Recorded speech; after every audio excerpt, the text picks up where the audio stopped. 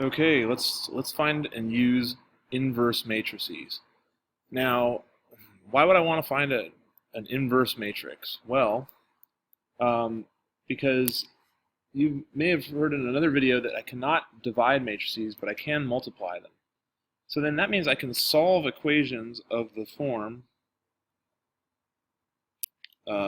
AX equals B, where A and B are, where X is a matrix, and A is a matrix, and B is a matrix.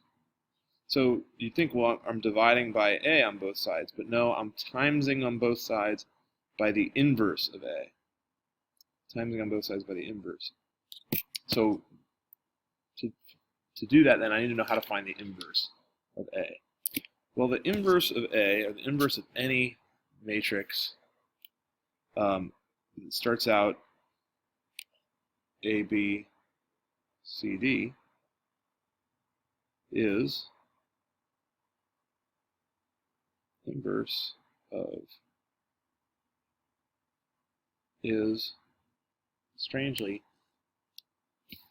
it's a scalar. The scalar is 1 over, basically the reciprocal of the determinant.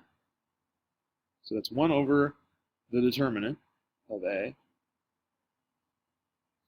times D, negative B, negative C, and A. You can see why I'm making this extra credit. Yeah. So we're going to use that formula to find the inverse of a matrix to solve an equation, a matrix equation. All right, so the matrix equation is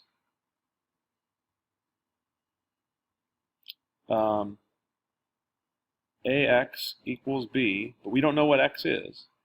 We just know that A is 4, negative 1, negative 3, 1, and B is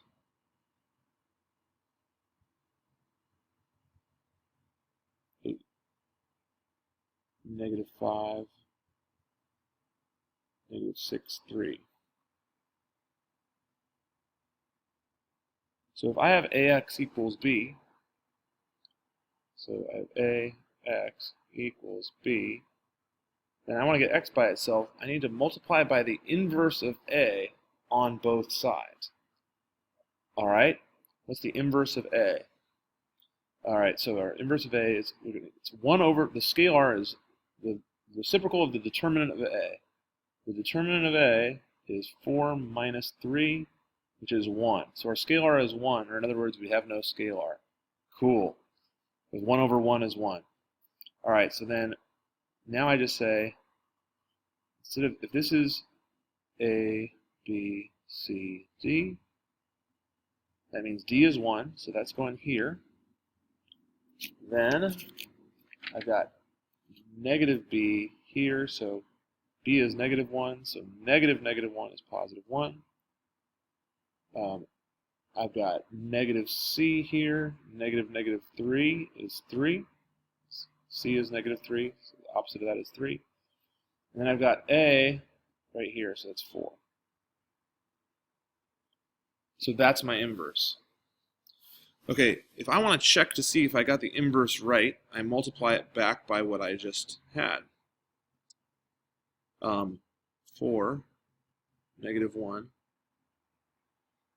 negative 3, 1. Now, if it is the inverse, I'll get something called the identity matrix. And the identity matrix is this.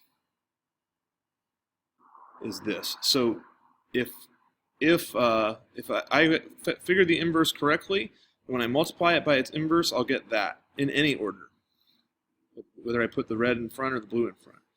So if I multiply, let's see, 1 and 1 goes with 4 and negative 3. So 4 plus negative 3 is 1. 1 and 1 going with negative 1 and 1. Negative 1 plus 1 is 0. 3 and 4 with 4 and negative 3, 12, negative 12 is 0. And 3 and 4 with negative 1 and 1, negative 3 and 4 is 1. I'll, yeah, like that. So I did it. It's right. This is the inverse. This is the inverse.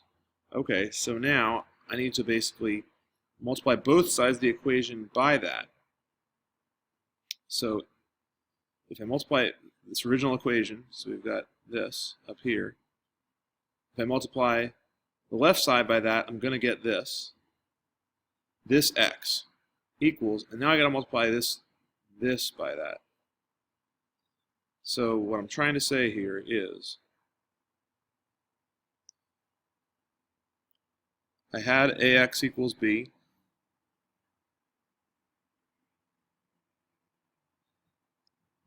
But I multiplied both sides by the inverse of a, which was 1, 1, 3, 4. Right? Doesn't look like a 4. 1, 1, 3, 4. So I multiply both sides by that, and a and negative 1 cancel out, and I get the identity matrix. 1, 0, 0, 1, x equals, but now I got to multiply b by that also. So b, 8, negative 5, negative 6, 3. And now I've got to, since I'm multiplying by this on both sides. Now, as it turns out, this only works when we multiply it by having that first, like the inverse comes first. I can't put the inverse after. I can't multiply and put the inverse after it. I have to put it in front. I have to multiply from I put the inverse on the left. So now I'm going to multiply these two, and I get 8 minus 8 minus 6 is 2. Negative 5 plus 3 is negative 2. 24 minus 24 is 0. And negative 15 plus 12 is negative 3. So now I'll have this x equals, and my answer from over here, 2, negative 2, 0, negative 3. Now, but you'd think, well, do I still have to do something with this? Well, let me show you another thing about why that's the identity matrix. Because any matrix times that is itself. I'm just making one up here, but if I times it by the identity matrix, I'll get, let's see, 3 plus 0 is 3. 0 plus 5 is 5. 2 plus 0 is 2. And 0 plus 6 is 6. Anytime I multiply by the identity matrix, I get myself. So therefore, when I got it like this, really I got x by itself. So x equals this thing here. Yay. So to summarize, the identity matrix is this, because it's like timesing. You could call this like 1 is the multiplicative identity. Anything times 1 is itself. 0 is the additive identity. Anything plus 0 is itself. This is the matrix identity. Any matrix times this is itself. So this is the identity matrix, and if I want to solve a matrix equation, what I do is I multiply both sides. If x is an unknown matrix, I multiply both sides of the matrix by the inverse of what's on the side with x, and the inverse is what, when you multiply them together, equals that, and that basically cancels them both and makes it x equals and then this multiplication. The hardest part of finding the inverse then is knowing how to find the inverse. The formula for the inverse is 1 over the determinant of the matrix you're finding the inverse of, and that's their scalar, times, and then you switch the top left number and the bottom right number. You leave these ones the same, but you change them from positive to negative or negative to positive. Let's just do one more so that we are sure that we're getting this right. This is number 25 on page 227. I need to multiply both sides by the inverse of this. So the inverse of this is the determinant, negative 25 minus 0. Okay, that's a scalar. So 1 over the determinant is negative 25. So that's my scalar. And then I switch A and D. I turn B from negative to positive. I would turn C from negative to positive, but it's 0. So now I've got this, multiply the scalar, and it simplifies to negative 1/5, negative 13/25, 0 goes for 0, and positive 1/5. So that's my inverse matrix. I want to test it, multiplied by the original.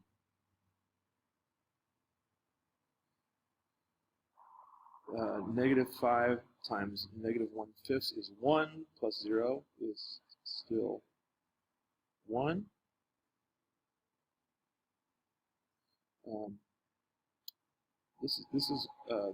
This second square over here is going to be positive 13/5 minus, let's see, positive 13/5 minus, and that looks like minus 65/25. Now, if I convert this to 25ths, I get positive 65/25. So this is going to be 0. This one here would be 0 and 0. And then this one here would be 0 and 1. So yep, I found the inverse. It's this thing right here. So now I need to multiply both sides of this original equation by that. And so I really need to look at the right side. I just did the left side. 3, 1, negative 4, 0. 3, 1, negative 4, 0. That was given to us in the original equation. That's the right side. So I multiplied A by A negative 1, and I'm getting the identity matrix, so that's going to cancel. And so I got X by itself on the left side, and I'm going to solve this on the right side. So solving this, I get negative 3/5. Is that a negative 4? Yeah. Negative 3/5 plus 52/25. So my top left is negative 3/5 plus 52/25. On the far right, I have negative 1/5. On the bottom left, I have negative 4/5. And on the bottom right, I have 0.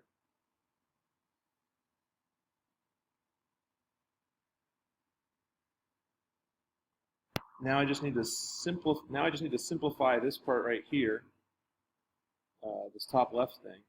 So this is really, if I want to make it 25ths, this would be negative 15/25, right? I multiply the top and the bottom by 5. And negative 15 plus 52 is 37. So this top left thing should say 37/25. And that's my answer for number 25 in this section. This.